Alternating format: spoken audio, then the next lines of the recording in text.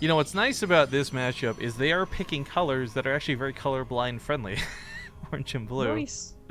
But ladies and gentlemen, welcome back as we get into game number 2 here in the finals. As stated before, this is a rematch of the first cast of the day, and this is also a very important game because it determines who gets through the group. Spawning in the upper left side of Ruins of Ceres, we've got the orange Protoss player. It is none other than Evil Genius's HuK. In the top right, as the blue Terran, he is MaSa.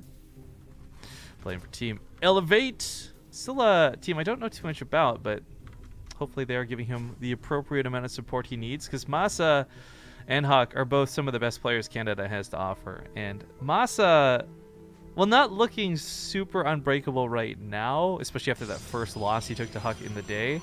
He is a guy that it feels like if he goes to a LAN in Canada, he's going to win it. Like, there is just nobody who really beats him. Mm-hmm. Well, I don't know what to say about that because America doesn't have that many good players to go to LANs and win all the time. Let's Womp womp. see. Who... Well, we had Xenocider. You had State, but he's kind of basically Korean now. Yeah. We're doing the American thing and stealing other people's best players from their country. Pult. Yeah. Pult, Hydra, Violet. Yeah. There you go. America. Actually, it's funny because I think about it more and more. The Root House itself almost has no American players, does it? Well, I guess. Like, Kelazur is Brazilian. Cats, I think, comes from, I want to say Brazil as well. I don't actually know, but I know it's not America. Hydra, Korea. they're truly the least American team we have. They are the most American team there is, yet they are the least American team that there is. Woo, amazing. And of course, MaSa used to be on Root a little while ago too, but yeah, joining Elevate in more recent days. Now for HuK, again, maybe it's something like DTs, maybe it's something that's changed up, but I don't think slow passive macro games are going to be the way to go. Because if HuK, if he gets to the point where, because again, I'm pretty sure it was still Orbital, right, where he had the Tempest, but they died eventually just to the Marines and such. Like, that was Dusk. Was that Dusk? You're right. I was thinking of the third bases. My bad. But the point of it still being, like, we've seen HuK lose in the late game more often than not. And putting the pylon down over here. So it feels like HuK's plan is to lose a game or two, like versus Hydra, doing, you know, stuff, and then the next 3 games go for, like, I guess is like tried and true, which is aggressive early game HuK. Just trying to end it early. I actually don't think that's such a bad idea, though, in the term of things, in the grand scheme of things, excuse me, because if you do get really aggressive in that first game, if you're proxying a Dark Shrine right off the bat in the best of 5, that's already going to put your opponent on the defensive and on edge. But Deja Vu again, HuK loses one of his adepts, other one barely gets away. Yeah. Oh, I thought you were talking about Deja Vu with the production tab. Oh, well, Resident that Glaives, too, but yeah. Dark Shrine. Oh, MaSa's getting a Raven right off the bat. That is so good. I just want to applaud this, like, that is so good. So not only did he do this versus MaSa before, and we were talking about, like, would it have been better, right? Cancel the combat shields, get the Raven, but also, like, if he was watching versus Hydra, he's got to know HuK's got this kind of go-to plan for Dark Templar. Now, the downside to going to a Raven, this eats up a lot of your gas as Terran early on, and you typically don't have a lot of gas to spare early on. So this does kind of negate and delay combat shields, stim pack, medevac production, but it guarantees you not having to burn scans every 3 seconds. Yeah, I mean, this is not the usual 1-1-1 we've seen. This is definitely something I think that you would only do against someone you know is going to go for a Dark Shrine eventually, or, you know, early on. Otherwise, Cyclones and Vikings would be better. But going back on that point, too, DTs don't have to be DTs. Now, this gets scanned, actually, so either way, he's happy he went for the Raven.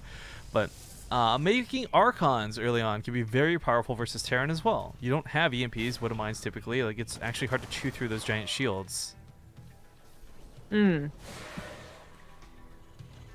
Well, the tank is going to help out as long as the Adepts are, of course, bunched up, which they do naturally. The wall is up and ready to go, so he's just going to have to... Like, his Marines can't take him on without the bunker and without the tank, so...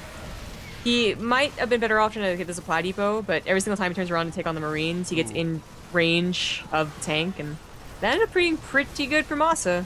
Yeah, ends up unsieging and trying to deal with the Adepts. The bunker they're holding strong, and the Adepts didn't even get through that depot wall. This ends up being a way too big of a dedication for HuK, and in fact throwing everything away for this, not looking like it's worthwhile.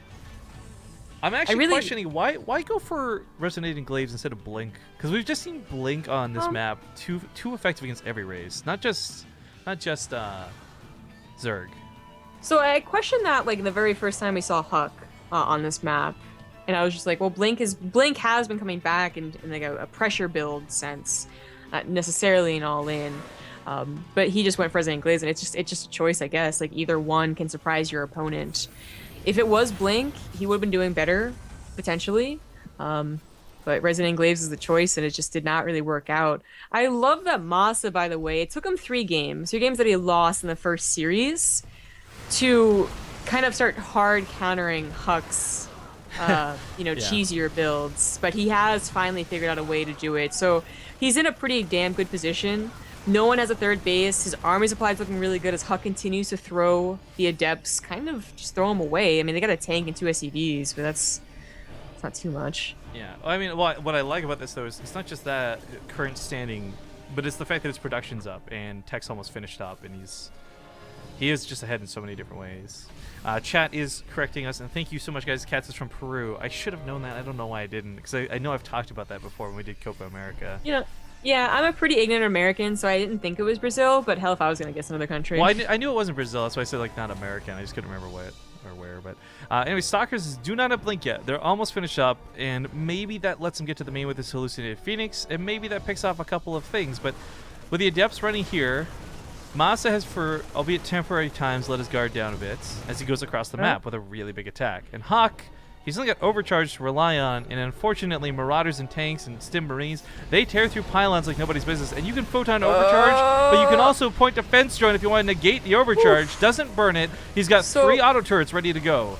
That Raven almost dying could have opened up the floodgates for HuK trying to use defensive DTs. I'm not sure if MaSa would have had a scan. Well, okay, then it didn't just die, but he has scans.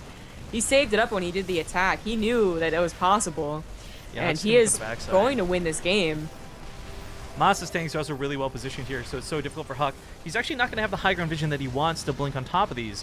That ramp actually works against him, and the fact that he can't get south without being in range of the tanks in the first place, again, works against him. GG. MaSa starting this series off with a 2-0. The curse of the brackets, maybe too real, Zombie Grub. Oh my god.